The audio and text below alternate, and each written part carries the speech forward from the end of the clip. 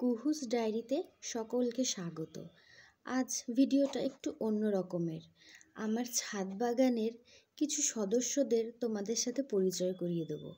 এই যে এই টগর গাছটা দেখতে পাচ্ছ, এটা আমি গত বছর রথের দিন নিজে হাতে লাগিয়েছিলাম। আর এই বছরে বিশ্বাস করো প্রচুর ফুল ফুটছে। আমার তো দেখেই মনটা ভরে যাচ্ছে। দেখতে পাচ্ছ কত ফুল হয়েছে। আর এটা হলো পাতি লেবু গাছ।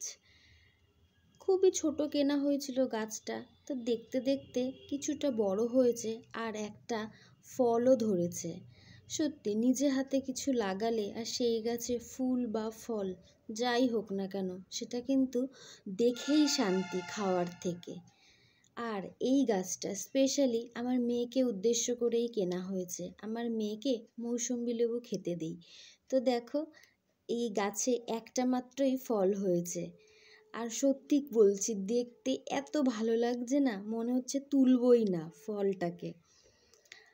আর এটা হলো আমার ছাদ বাগানের বেশ 2 বছর আগেই কেনা। এটা হলো সবেদা গাছ। এই 2 বছর ধরে কোনো ফলই সেরকম হয়নি, কিন্তু এই বছরে প্রায় 15 থেকে 20টা সবেদা হয়েছে।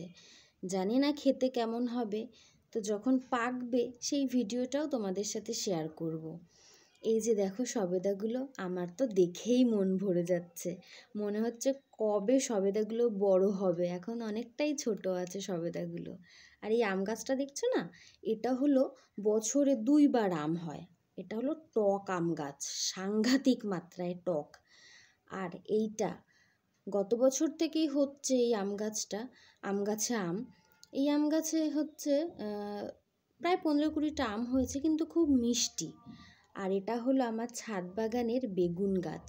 সবে মাত্র ফুল ধরেছে, আর এই গাছে দেখো একটা ছোট্ট একটা বেগুন হয়েছে। দেখতে কিন্তু খুব ভালো লাগছে আমার। আর এই বৃষ্টিতে এরকম সুন্দর বেগুন হয়েছে ছোট্ট ছোট্ট, আমার তো দেখেই খুব ভালো লাগছে।